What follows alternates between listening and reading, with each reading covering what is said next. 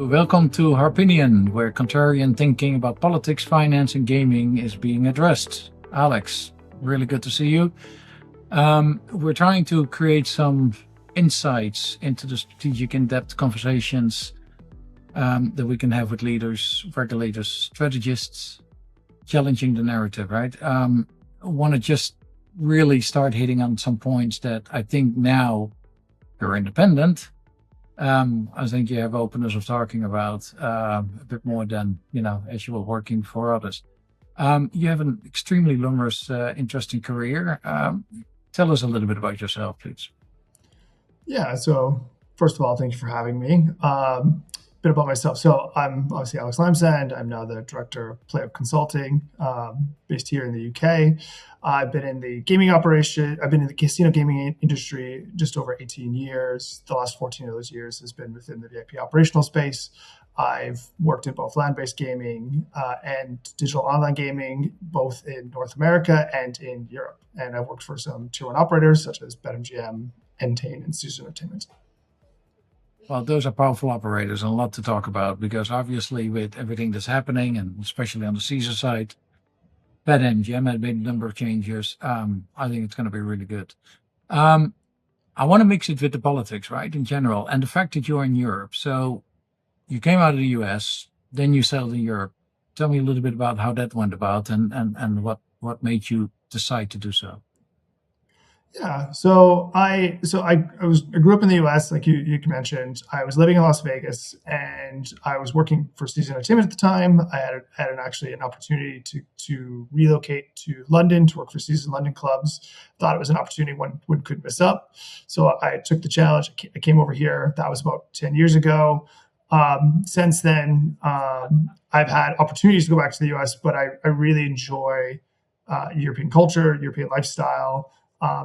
European work-life balance in a lot of different ways, and the world of remote operation. Except you don't like our taxes. It's funny. I don't mind the taxes, believe it or not. I lived in Vienna for 5 years, and it was very eye-opening to see how the tax dollars went to work. It was a very clean, very safe city. I was very. No, I mean, you do pay more taxes, but yes, something seems to work. But obviously, as you can see now, when we have these major events around the world, and now the war in Iran, etc., you can see that Europe is spending money very differently than the United States is.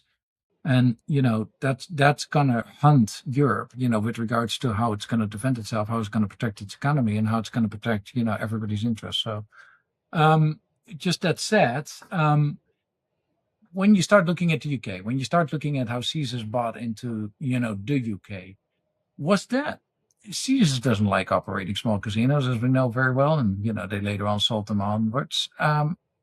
What was their thinking? And in generally, there must have been something else, on their mind with regards to expanding into Europe. Yeah. So this is going back a number of years. So back then, I believe, if I remember source correctly, the UK at the time, they were entertaining the thought of expanding land-based casino gambling. So I don't know, for those who aren't aware, most land-based casino operations only have, per license, you're only allowed 20 slot machines in your gaming floor. And this licensing that the UK government was looking to approve was going to expand that to like hundreds. And Caesars at the time decided, hey, we want to be on the forefront of that. And I believe what they did is they purchased Caesars London clubs. Obviously, the UK government didn't go that direction at the end of the day, and then eventually Caesars decided to exit the market as a result of that. Similar vein, actually, if you look at it, Wynn, with the expansion of gaming in Dubai, has kind of done the opposite. As far as I'm aware, they're the first land-based operator since Caesars to buy a London-based casino, which they've gone and done in Mayfair. Yeah, but I mean, I can imagine how Wynn's strategy is going to come home, because a lot of people from the Middle East like to come to London, spend their summers in London, have homes in London, and it's a let's say connecting point from hey, we're there in your area, now come to when you come to London, we don't want you to gamble somewhere else, we want you to stay with us, and build out, let's say the relationship, the loyalty, and everything else that they can do in order to keep the people within their ecosystem.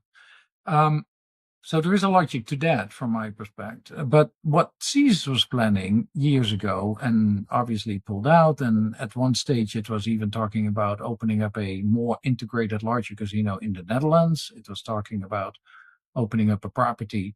I mean, they talked to the Greek government, they talked to the Hungarian government, they talked to several other governments. Never came about, but yeah, even Spain, right, was on the drawing board at one stage. So what all happened that it did not happen that you can recall, or somehow that let's say is let's say more of, I wouldn't say a lesson, but more of a particular characteristic of the American companies looking abroad and then pulling out? Yeah, I think, from my education background, I would say, like Caesars itself, Caesars Entertainment, they've been sort of bought and sold a couple different times. At the time when I was working for them, they were carrying quite a bit of debt. They still actually do carry quite a bit of debt, and ultimately they had Gary Loveman. He was the CEO at the time. Then he decided to retire from the business, and they brought in an interim CEO. And then the company and then the company itself then obviously got bought by Eldorado. And I think at that point they decided that European expansion is expensive, and they wanted to focus on the U.S. market. Yeah. They're the largest U.S. domestic casino operator in America. And then you look at MGM, they've kind of pivoted away from that, instead of building integrated resorts where you would need regulatory approval, you have opportunities to go into the digital space and potentially expand that way versus looking at land-based expansion, which again, you have to build these properties. They're very expensive to build. You have to staff them. There's a lot of regulatory approval to get through. And for Caesars at the time, I just think when they were carrying all that debt, it just didn't seem realistic for them to want to do that. So before going on to the MGM and other adventures that you went through after Caesars, what's interesting to me is that you're one of the few people, I mean, that are educated and have a bachelor degree from within the gaming industry. And the University of Las Vegas is the only one really that does that, correct? And what from your perspective, let's say, is the lesson to the rest of the world, because nobody else does it. And I believe I've only done a short training, like executive training with the UNLV, University of Las Vegas. And to me, it was eye-opening. It was fantastic. So I can imagine that it has brought you a lot of know-how, lessons. Yeah, I would say, yes, I have a bachelor's degree in casino management. Gaming management is the official title of it, from the University of Nevada, Las Vegas. It taught me a lot. It built a huge foundation for what allowed me to then expand it into my own professional career. What you learn from it is it teaches you everything from casino mathematics. You need to understand how these games operate. You learn the sociology that goes into gambling. You learn the hospitality side of things, how games the service profit chain, right? In terms of happy employees make happy customers make more money. You learn about the different markets. For example, when I joined UNLV at the time, Macau was just sort of up and coming. Marina Bay Sands hadn't actually opened yet.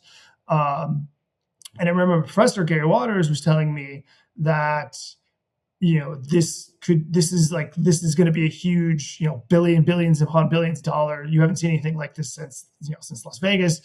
And, all these operators were trying to get into that and to see it take off. And since then it basically defined gaming for a number of years. It wasn't until the legalization of online sports betting that you actually saw a financial shift, mecca of gambling, shift back to the United States. And you learned all these things in university, and I thought at the time you being able to incorporate, particularly the mathematics of it, and understanding how games work, was really, really important. So you come to Europe, you basically have this in the background.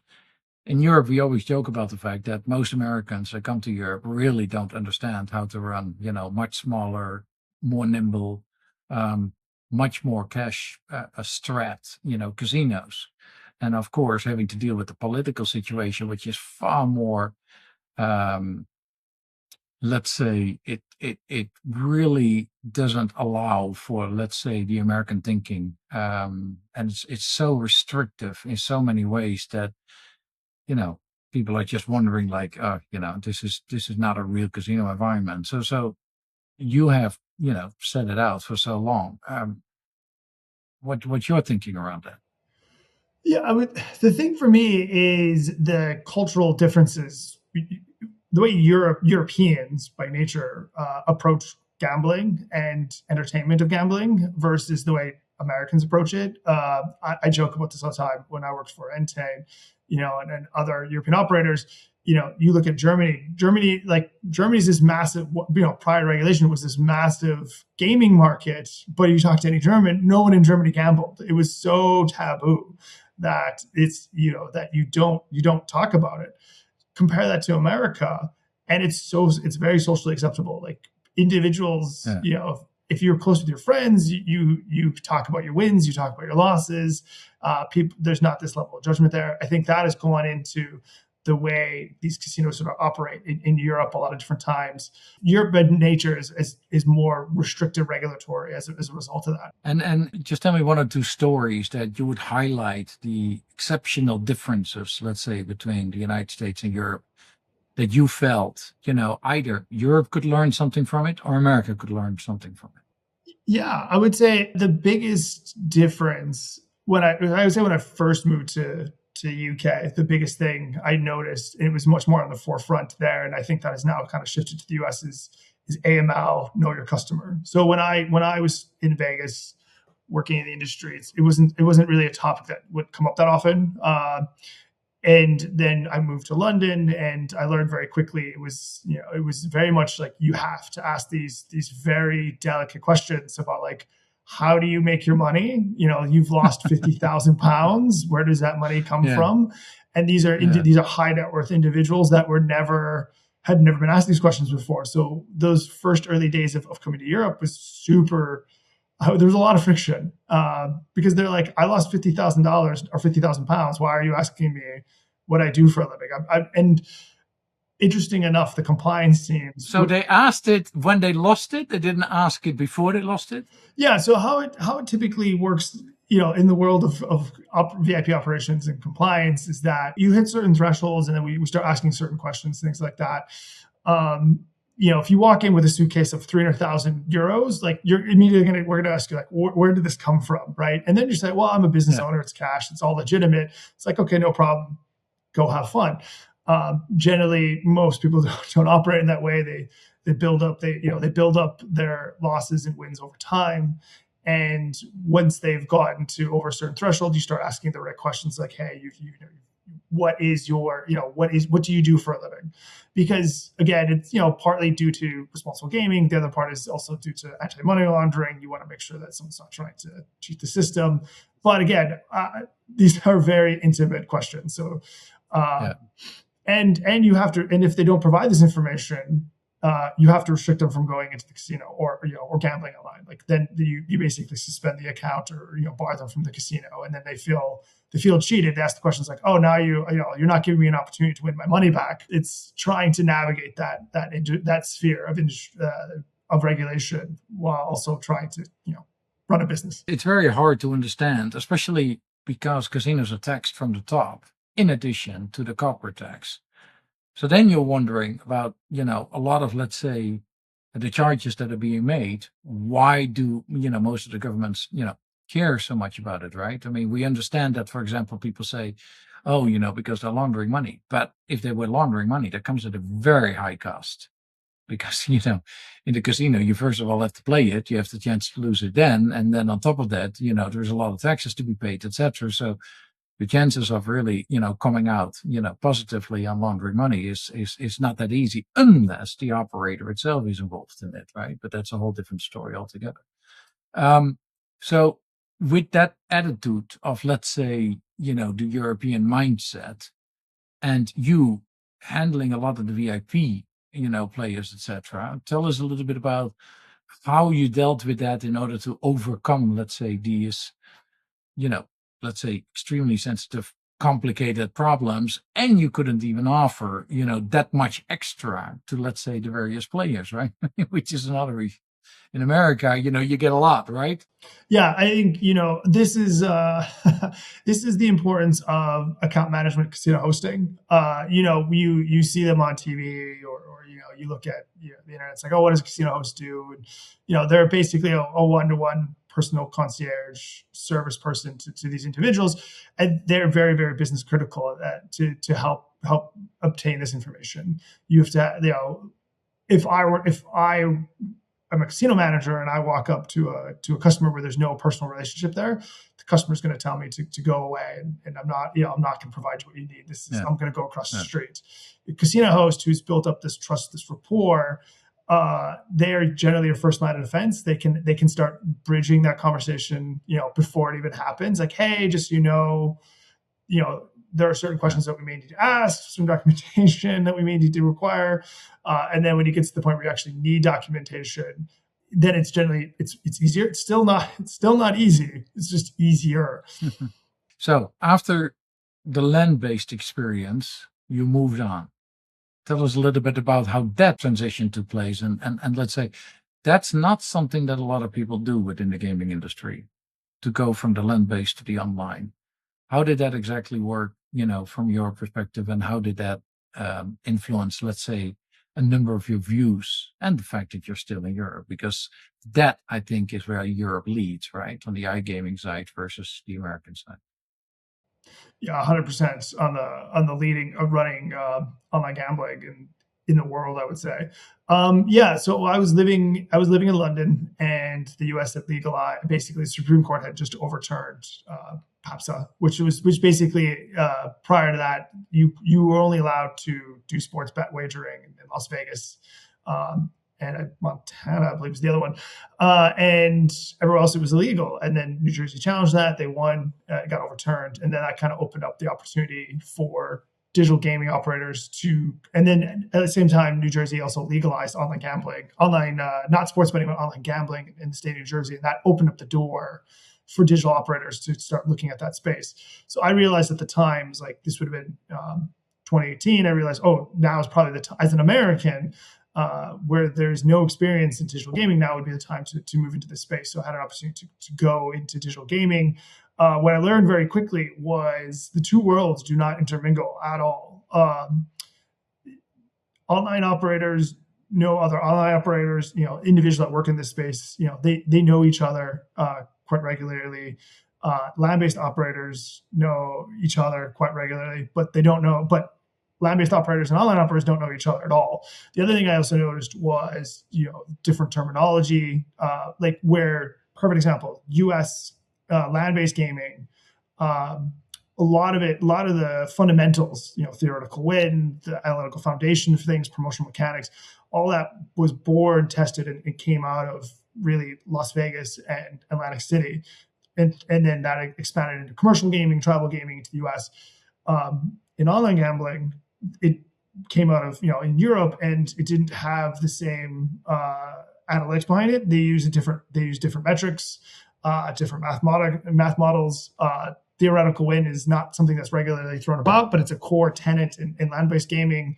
And what I noticed when I joined the industry, digital gaming, is you could take elements of land-based gaming, particularly within VIP, and introduce it into digital gaming. When it comes to things like having an executive host, account management, proactive engagement, using promotional mechanics that worked in land-based, applying that to digital. And then I learned a lot in digital that you could reincorporate back into land-based if you wanted to. I'm still, flabbergasted. I mean, my personal experience is, more on the supply side, but then, I did run land-based casinos, and I felt that with the iGaming side, there is much more of a laissez-faire type of attitude. It is much less formal. It is much less, let's say, even to the customers are more of a number.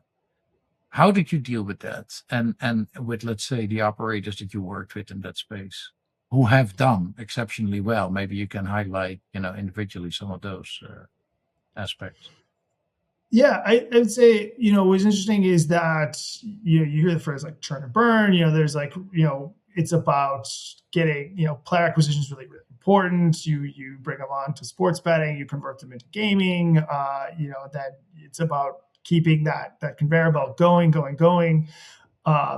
Account management at the time when I first joined, was more about premium customer service. And what I mean by that is just like, you're a top customer. Let's get you to the front of the line. Let's just make sure we solve your problems quite quickly. It was always done through a Yeah, reactive lens.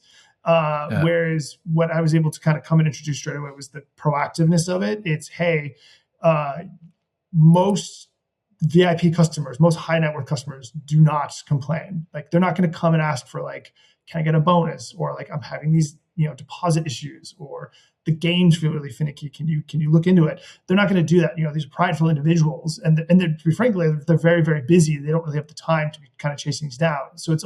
right. So it's on the executive host to proactively, understand their player and reach out for that. Um, I worked for, I would say Entain does a very good job. When I worked for them, they did a very good job in terms of allowing you to kind of experiment. BetMGM was great for that exact same thing. When I first joined there, we were, it was in the US and we were rapidly growing, and I really, really enjoyed, taking my knowledge of Europe and applying it to, does this work in US? I took everything I kind of learned from Entain and like, could you apply the same fundamentals into the US market? And lo and behold, it worked really, really well. But you did that because you moved back to the US, right? No, oh, so Yeah, yeah, exactly. So, just to clarify that, because I mean, from my perspective, it's such a different world. And, you were handling, let's say a different corporate, different, culture while sitting in a different country. yeah. So I was, this was 2020, right? So COVID was in full swing. No one was going into the office. Everyone was working remote. I ended up having the opportunity to work for US based operators based in Europe. And that was quite enjoyable. I was used to working for my time working in brick and mortar, and starting out as a casino ticket writer when I was at Caesars Palace when I was still at university. I worked a lot of swing shifts, so I was very used to working from like 1 o'clock, 2 o'clock in the afternoon until like 9, 10 o'clock at night, and that was generally the way you navigated that. But it was what the world of digital allows you to work remote. And what remote allows you to do is allows you to identify and bring on some of the best talent, because um, you don't need to physically go into a casino, and you can go where where these individuals live, these team members. Yeah, you call your customers or you just communicate by, in writing with them, or in generally how intense is, let's say, that communication? Because in the land-based environment, it's very clear, right? You meet with them, you run into them, you organize things around them. You spend a lot of time, a lot of extra time, communicating, socializing, doing different things. How is that online? Yeah, the biggest difference between digital and land based is that in land based, your customers physically have to come to the property, and it's about 70 to 80% of your time is, meeting your customer, engaging with your customer face to face. And the other 20, 30% of the time is going to be administrative work, calling the customer, engaging the customer, trying to get them back to property, for an event or for an activity. Digital gaming is almost the inverse of that. You spend about 60, 70, 80% of your time you're proactively calling the customer, Yeah. emailing customer, texting the customer. It's about relationship building at the end of the day. When we're talking VIP specifically, right? It's about relationship building. Again, there's only a finite number of these What individuals. what is a let's qualify. What is a VIP player, that you dealt with at that level? Yeah, I mean, by definition, I mean there's no hard and fast rule. Each operator is different. Anyone who loses anywhere from $25,000 to well over $1 million plus is a Okay. million is going to be considered VIP. Right. So to me, Right. if you spend $25,000 to $50,000 a year, you're probably at the entry level of a robust VIP program. If you are spending six figures to seven figures a year, you're obviously in the top 1% of 1%. And then obviously you have everything in between. And how much does that make of an average turnover of an operator? Because we always have the hard and fast rule, 80/20, right? I mean, 20% of the players bring 80% of turnover in the land-based, right? It's not exactly like that, but it goes 30-70, it goes 35-65, it goes, but somewhat it sits in that region, right? How is that with iGaming? Yeah, I think it's realistically, if you look at all the different operators and things I've learned over the years, it's anywhere from 5% to 10% of your database. Yeah. And it's anywhere from 40% to 6% of your revenue. Now, the thing Okay. is, like, if when it starts getting beyond that, 80% of your revenue is coming from these 5% of customers, you're very top heavy. And then what's going to happen there is that you're very susceptible to Yeah. volatility, to shock. Individual leaves for various reasons, right? Goes to competitor, life changes, right? Maybe they're Yeah. retiring, have a kid, sold their home, and you can't just easily replace a $500,000 customer. So when they go away, and you don't have a core found, if you don't have a solid foundational base of the next tiers of customers, then you end up dealing with a lot of different. You end up dealing with like the economic fallout of that. The other issue is when you're very top heavy, is you deal with high variance. So it's not unheard of for a VIP customer in digital gaming to win $100,000 in a day, or lose $100,000 in a day. If this is not, and if you can't absorb that because you're too top heavy, it can put a lot of pressure on your marketing, your marketing team, the hosts, everyone that's operating day to day, because you're trying to find ways to mitigate that impact. No, I mean it's interesting, to understand as to how these databases are built, and as you said, there aren't that many players. I cannot even imagine in Europe um, that we have that many of those bigger players. In the United States, of course, there's an advantage, to be in that system, because as an entrepreneur, if you make money, and the next year you lose money, you can write that money off. Where in Europe, you keep on paying your tax, in Yeah. addition to having your, your losses as such, etc. So there is a very, very different base. And it's interesting when you start analyzing that, because apparently, the percentages are almost double of, let's say, the amount of money being invested per person, if you would look at it that way, in the United States versus Europe. Now, of course, within Europe, we have a lot of differences, so you can't really generalize it like that. But going forward on let's say in iGaming, I, how do you deal with the political environment? Because in the UK, you primarily worked in the UK, right? With regards to the VIP play and the operators, or also you hit a lot of other countries. Question Basically number all of one, and Europe. then question number two. Okay, Yeah, so how did yeah. that, from a regulatory perspective, how was the impact? Because I can just only imagine that you had so many different rules. Yeah, I mean the big thing is is each country so very well you have to educate yourself on what are the guardrails to operate Yeah, in each of these different markets. So obviously when I moved to London, worked for the UK land base. Then when I got into digital gaming, to first start, that was all of Europe. So I worked with Austria, Germany, Switzerland before it became regulated. The Netherlands at the time was gray market. It was quite interesting learning about that, where you couldn't have a website as long as your website was in English. You were generally okay. The UK obviously as well. yeah. So I've worked kind of everywhere. What was the second part of the question? Apologies. No, I mean more like, in other words, you have, let's say, these different environments, these different rules and regulations, because despite the fact that the Europe has the EU, the gaming laws are outside the EU. They're not part of what we call the white paper that was originally written in the early 90s in order to basically get everybody at a certain level, right? From a trading perspective and from, the rules and regulations of so many different industries. Gaming always felt outside of it because everybody wanted to deal with it their own way. And Yeah. we've seen that gaming is dealt with so differently from one country to the other. You mentioned earlier, Germany. Germany has a taxation from the top that varies from, I think the minimum is approximately 35% to the maximum of 90% from the top. And then they have to pay, for personnel, all the costs and, everything else. And on top of that, they have the corporate tax. So, it's a very difficult environment. iGaming hasn't been regulated proper. in Germany, and is still, being experimented with as such through different Bundesländer. Um, Very different from Austria, where it's, highly restricted by, let's say, the government. It's not the government anymore, but effectively the one license holder, Casinos Austria, that basically runs it. To the Netherlands, that suddenly opened up, and that has, I think 34, or, maybe it's a little more at this stage, number of licenses. Um, so how do you deal with that when you're one of, let's say, the larger operators, being it Entain or BetMGM, right?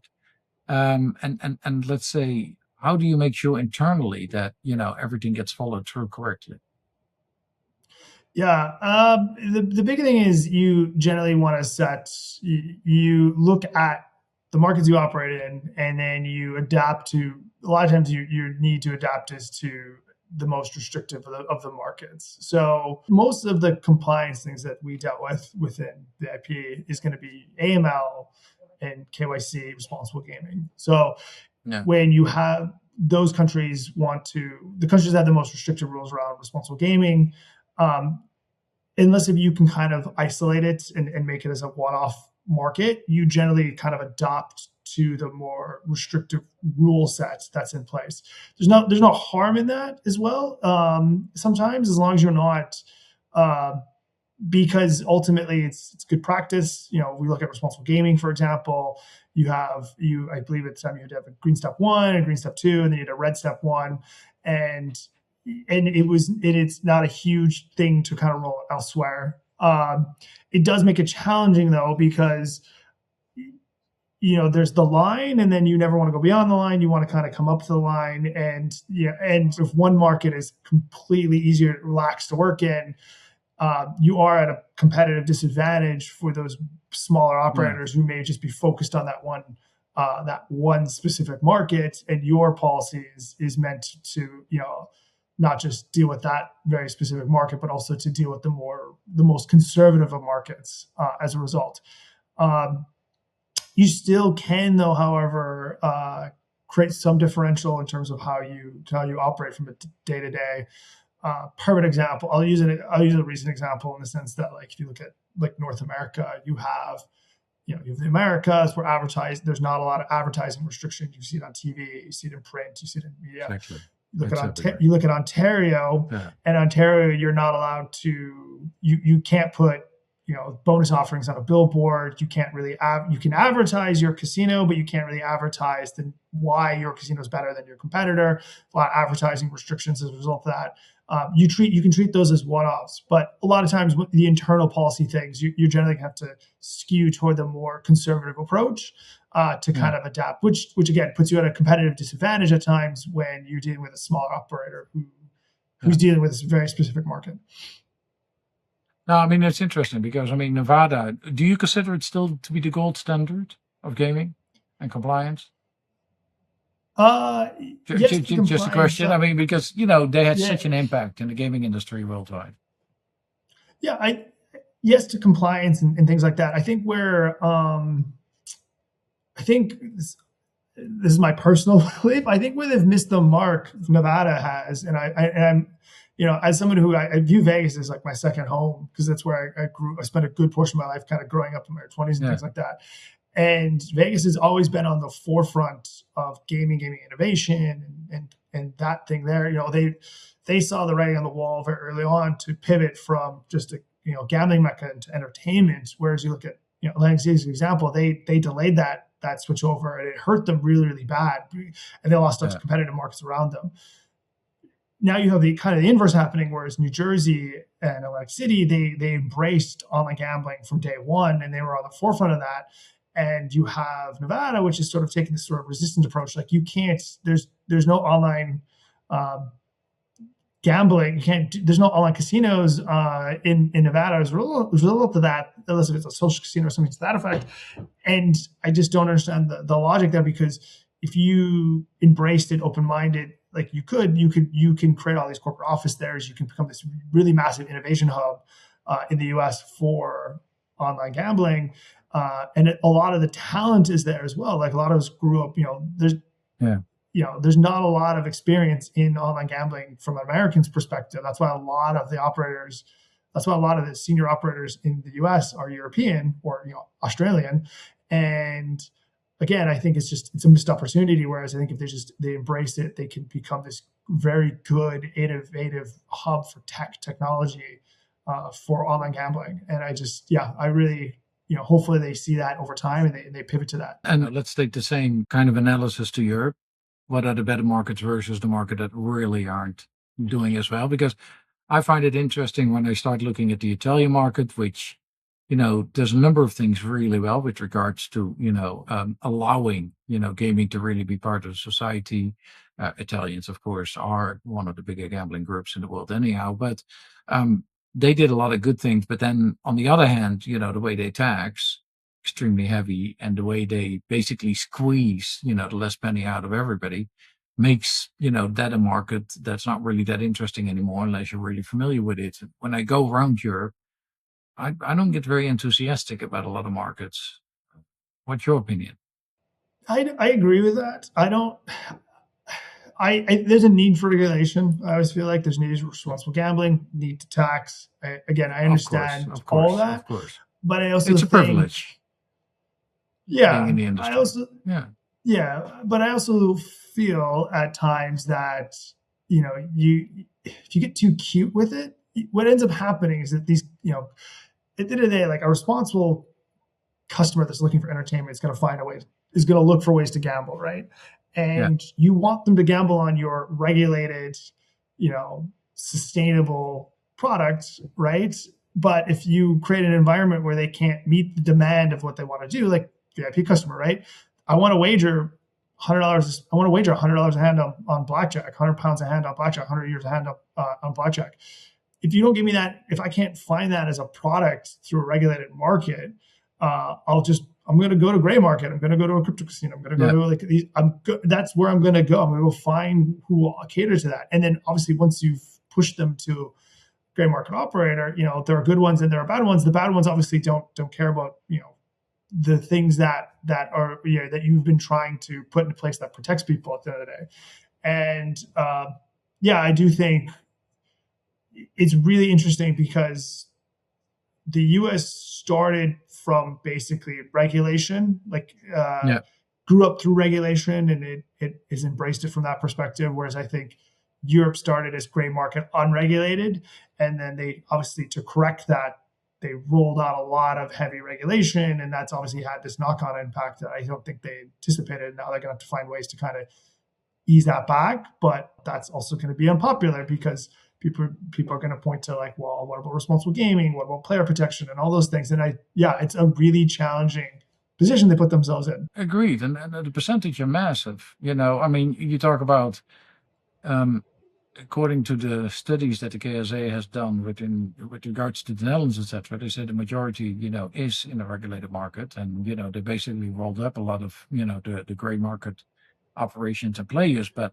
now it's coming back big time. And it's like, what are the real percentages? And, it seems like it's closer to 50-50, etc. And it's like, people want to get a good deal, right? And if you can get a good deal, somewhere else for which you get a better return, for which you get, let's say more playtime or more bonuses or more features that cannot be offered in a regulated market for some reasons. And indeed, that's what you're going to be doing, right? So what does that mean for, let's say, the next couple of years within the European gaming environment? And we know that that's also still happening in the United States to a massive extent, but people just don't talk about it, leave it. Yeah, it's a it's a challenge, right? At the end of the day, it's one of those things where if you do nothing, it's not going to get better. It's only going to get, not worse. Is probably it's things like prediction markets, sweepstake casinos, crypto casinos, social casinos. Those things are just going to eventually take market share from a regulated operator at the end of the day. Absolutely. Well, they already are, so clearly. Yeah, and as a result of that, you're going to see a consolidation of gaming operators, right? Small operators who can't will get bought up by bigger ones, and because they don't have the capital to expand or to grow, they're they just can't turn the profit that they'd hoped for. And I feel like the music industry did a very good job solving for this in a lot of ways, where it's, everyone pirated music, Napster and all those fair share. And then you had, Spotify and the streaming services came out, and most people, I remember reading this in, like, I think The Economist years ago, which is people by nature want to go with the regulated products.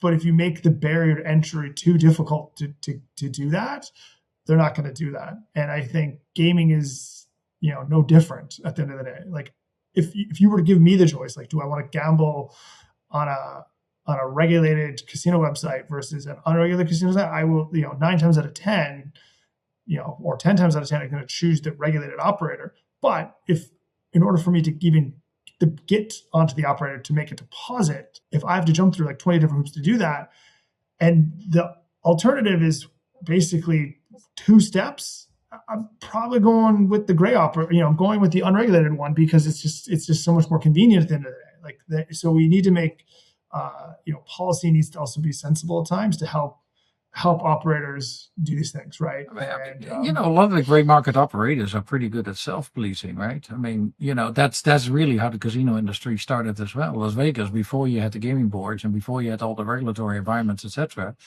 you would go to Las Vegas and you could be sure that you would get paid, etc., etc. Nobody was really worried about not getting paid. People were more worried about, right? And you could get good deals and you could negotiate good deals. And, there was a lot of, let's say, flexibility within the system, which completely seems to disappear from gaming now. And we all know that, with the digitalization of the world, actually everything gets far more personalized. So the gaming industry is going the opposite direction, which I believe is not the direction that it should go. And I think that a lot of the regulators, which are generally bureaucrats, let's go back to education, they should all run through the UNLV, some kind of a management course on gaming to really understand what gaming is all about, isn't it? I think what I do appreciate is, like, most operators, no matter what operator you work for, gray market, regulated, US, land-based, whatever, we recognize the need to sort of self-monitor and self-protect our industry. And I think we do a lot. And I think trust is everything in this space. I think at the end of the day, like, if you can't make a product that people trust, like, they obviously aren't going to go there. But we also understand that trust, it takes forever to earn trust, very easy to lose trust. So even if we may not have the same restrictions that our markets provide, we still want to build trust with our clients and our clientele to make sure that they know, like you said it yourself, if I come in and you come in and deposit and win, you should be able to withdraw that money, and you should be able to get that money, straight away. They shouldn't have to jump through hoops for that. And that builds trust for consumers. And at the end of the day, like, having a safe, sustainable, trusting product. Absolutely. But I think in the age of AI, etc., we can find out so much more information so much faster towards any casino, no matter if it's regulated or unregulated, and what their ratings are, what the experiences are, and how people let's say write about them and talk about them. And I think that's really important with regards to, that regulators understand that this market is going to change dramatically. And I believe that the governments need the income. There's no doubt about it. And in the years to come, they need it more than ever. And I think it's going to be very, very clear that it needs to start thinking about how, they can do better with being regulated, but less strictly regulated, and give more towards, the players itself, but make the operators strongly responsible for their behavior, right? And I think that's that conundrum that is not really ironed out very well between, let's say, the judicial system, the financial system, and let's say, the commercial side of the business. Well, at the end of the day, it's a business, right? You said it yourself. If a business, if business can't turn a profit, it can't put itself in a position to expand, then it can't exist. And I think high taxes impact things like that, right? So if you have a market where you take, very egregiously high tax, like, sure, a small operator or big, bigger, depending on they may be able to make some profit from it, but they're not going to be able to invest the time, energy, and effort into that market that they would like to, because there's just not the profitability to be made there. And I do think when you make policy decisions, you should just be aware of that. And I do think understanding that, there's three tranches of policy, right? There's the player protection element of it, and how do we make safe, sustainable products? There's the tax revenue of it, where we need to obviously this to help pay for things. And then there's just simply like the compliance of just doing business. And that's why Vegas did so well. The tax rate's so low, and it funds that entire city, right? The gaming does. And the knock-on impact goes. So I don't know, most people understand this or realize this. A lot of, like, if you work on the Las Vegas Strip, because the strength of unions and things like that helps a lot with this. But housekeepers make they make $50,000-$80,000 a year as a housekeeper, and and blackjack dealers, and these are individuals who are service people that if you go into other markets, they generally don't. They make much lower wage, service industry wage. In Vegas, they make a very good cost. They can make a very good living quality of life as a result of that, and that's all the product of the Nevada Gaming Control Board and the state putting in sensible policies and tax rates that allows these operators to expand, that allow them to invest back into their people.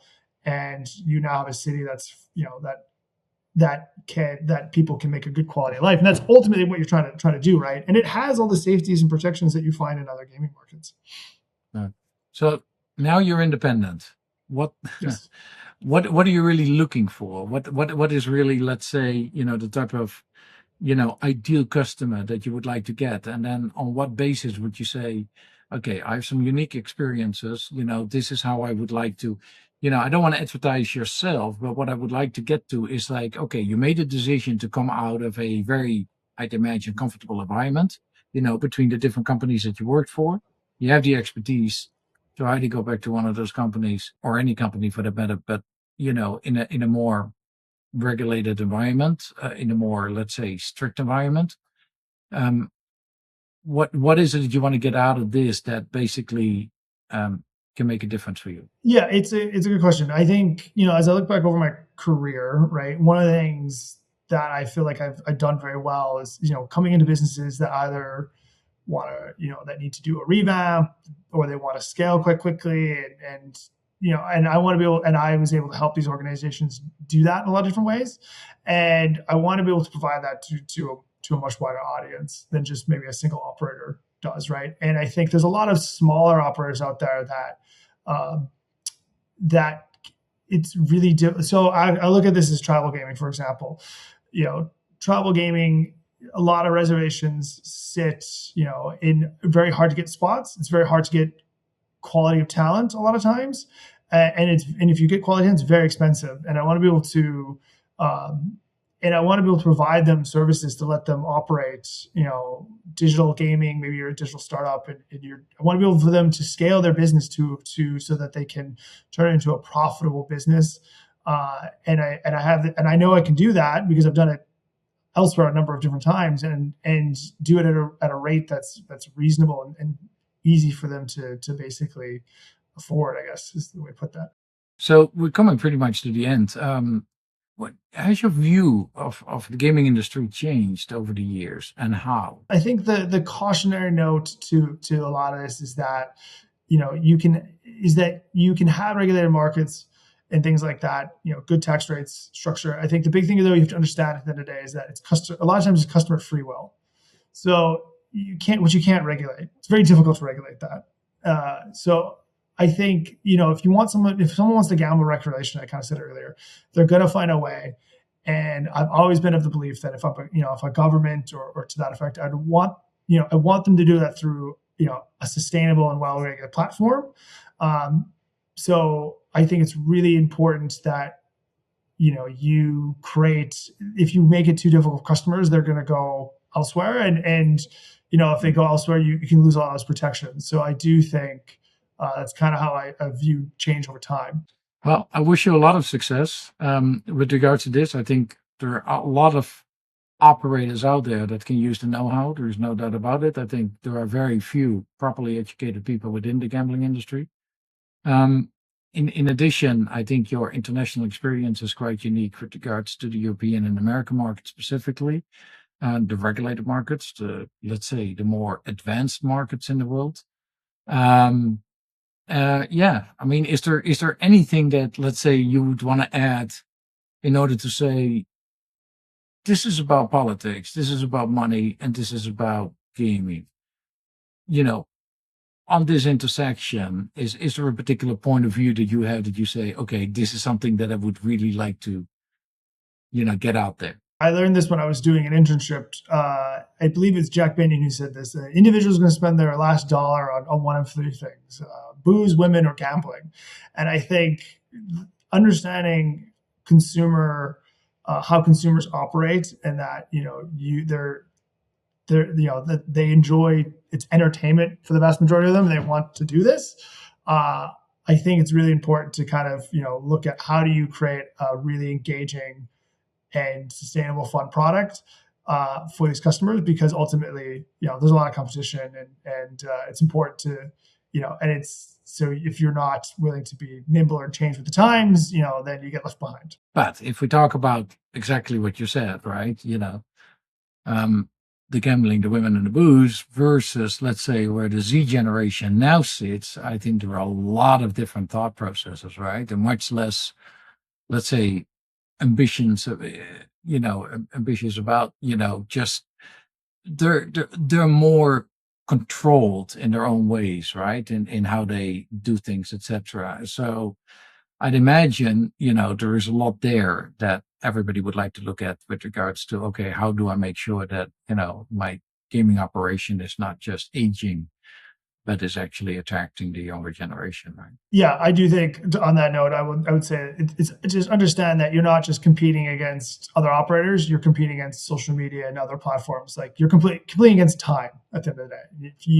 If you don't recognize that, then you will, then yeah, time and entertainment. So Well, Alex, I'd like to, see where you're going with this over the next couple of years. I definitely like to keep track of it and see what unique, let's say, experiences you get out of this with regards to, how this can best be, implemented, worked, adjusted, and let's say made successful. So thank you very much for coming on the show, and looking forward to stay in touch and follow you closely. thank you for having me. Harpinion brings candid conversations with leaders and experts shaping gaming's political and regulatory future. Follow or visit harpinion.com for more episodes and updates.